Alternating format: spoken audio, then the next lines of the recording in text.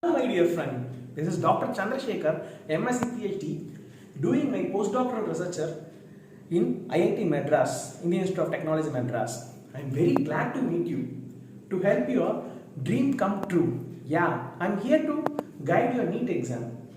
See, my dear friend, I have a wide variety of experience as a teaching personnel and a research personnel. See, before when I'm doing my PhD, I worked as a teaching research associate in VIT Vellore from 2018 to 22. At the time, I have handled MSc Biotechnology students as well as BTech Biotechnology students for their practical classes. Apart from that, I worked as a full-time NEET tutor in Time Institute, Vellore and Madurai for 6 years. Okay, and as I handle a lot of YouTube videos and online classes and personal tuitions for NEET preparing students, that too particularly biology subject. Before that, I worked as an ICMR JRF. The very purpose I want to become a teacher is my passion. Even though research is my profession, teaching is my passion. Why I have chosen this field is I always like to quote Albert Einstein's important quote like imagination is more important than knowledge. Yeah, I aspect that quote. Imagination is more important than knowledge. Science is such a subject, that to biology is such a subject where we can understand and enjoy its flavor by imagining. So come, let us explore how biology works. In this class, I am going to handle about blood circulation and human heart. Come, let us explore it. So, dear friend, we are going to look at 11th NCERT biology book, chapter 18. That is about body fluids and circulation. It's a very interesting chapter. That too, particularly before proceeding, I will ask you a very basic question. See, my dear friend, in 2017, they have been asked a question called adult human RBC are enucleated. The word enucleated, you can understand that no nucleus, right? Which of the following statements are more appropriate explanation for this feature? Look at the next question. Name the blood cells whose reduction in number will create the excessive loss of blood in the body. So what might be the answer? It's thrombocytes, erythrocytes, neutrophils, or leukocytes. Again, look at this interesting question. Serum differs from blood in lacking of what? Either antibodies, clotting factors, albumin, or globulin. So what is the answer for these three? If you can't be able to answer now, I can promise you within couple of minutes we can answer all these questions. So my dear friend, when you have a cut in your hand, what happens? Uh, that blood, if you collect in a test tube, you can find after half an hour of collecting, they are separated into plasma, a very clear straw color fluid. Okay, that it says that 55% of the total blood is made up of plasma, and the dense materials will settle down.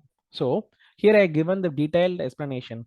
As I said before, 55% of the total blood is made up of plasma, and 45% of the blood is made up of formed elements.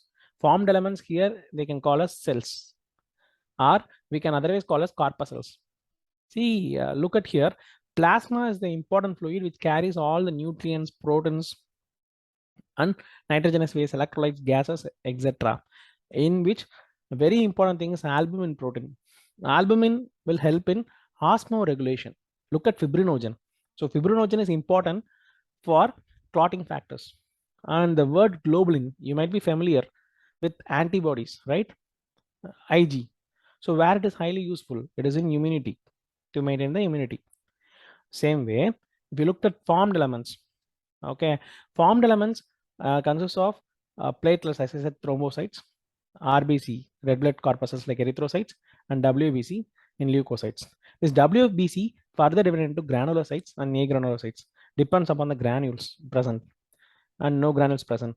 As the word sites, site stands for cells, right? The granules can make us to remember the types of granulocytes like neutrophils, basophils, eosinophils, and eosinophils. Same way, in the case of agranulocytes, you can look at lymphocytes and monocytes. This can be further classified, like lymphocytes are further divided into B lymphocytes and T lymphocytes. The very word B stands for bone marrow. The very word B stands for what? Bone marrow. So all the blood cells originated in bone marrow. Yes, but certain blood cells, they will originate in bone marrow, but they will mature in thymus. That's the reason a type of lymphocyte is called as T lymphocyte, meaning thymus lymphocyte, based upon the maturity. And the word monocyte is very important. WBC. Oh, they are the immediate player. Okay, these monocytes can be otherwise called as macrophages. In biology, there is a trick to learn certain things. Whatever the word, if you are not thorough with, you can just split and see. The word phage stands for eating, macro stands for big. So big eating. What you can understand here, so whatever the microbes come, these macrophages will engulf them. Okay, this and they will disrupt the cells rip into pieces. This is called as phagocytosis. So macrophages or monocytes will help in phagocytosis. That is pathogen cleaving. And another important point we have to note here is blood without cells. What I said, blood without cells is called as what? Plasma, as you observe here. And again, there is another term where plasma without clotting factors. Plasma without clotting factors is called as serum. I think now you can answer this question, right? Serum differs from blood in lacking what? Clotting factors. Coming back. So RBC, as I said, RBC is formed about a process called erythropoiesis. So all are formed in red blood cells. But look at the progenitor, how they are getting shaped. The shape of RBC is a very peculiar shape called as biconcave shape. The main purpose of RBC is to transport oxygen, right? And we all know RBC is made up of a red pigment called hemoglobin, made up of the protein hemoglobin, and the heme consists of a ring called porphyrin ring. The heme consists of a ring called porphyrin ring. And in the middle of the porphyrin ring, they have ferrous, iron. To hold that porphyrin ring and iron and to hold oxygen, there is a gap, and that's the reason they are enucleated. What does the word enucleated stands for? They're without the nucleus. So now you can answer this question, I guess. They need the internal space available to transport oxygen. This is the correct option. So we can choose only 3. Same way, while we can ignore the other 3, like growth is important, reproduction is important, metabolism is important for any cell, right? What you might have studied in your beginning of your 11th standard, like life process. Let us look into WBC. WBC are divided into 2 types, I said, right? Granulocytes and agranulocytes, like monocytes, eosinophil, basophil, lymphocytes, neutrophils. There is a trick called etymology, where we can study the origin of words. By splitting the word, we can study, like monocyte. This is called as etymology. This trick is called. Another trick is called mnemonics. So in biology, there will be a lot of facts. To remember the facts, we have to know about the first letters. So I am using NLMEB, NLMEB. Okay, first letters of those words. Why I put in this order? It is because the number of percentage they present. So with this, I think you guys can answer this. Easy, right? The excessive loss of blood is due to thrombocytes. So before ending the class, it's a very interesting topic called human heart. And of course it's a vast subject too. As it indicates, heart consists of 4 chambers. Yes, like upper 2 chambers and lower chambers. Upper chambers are called as what? Auricles. And this side is your right hand side is called left. This is called as left ventricle, and of course right auricle, right ventricle.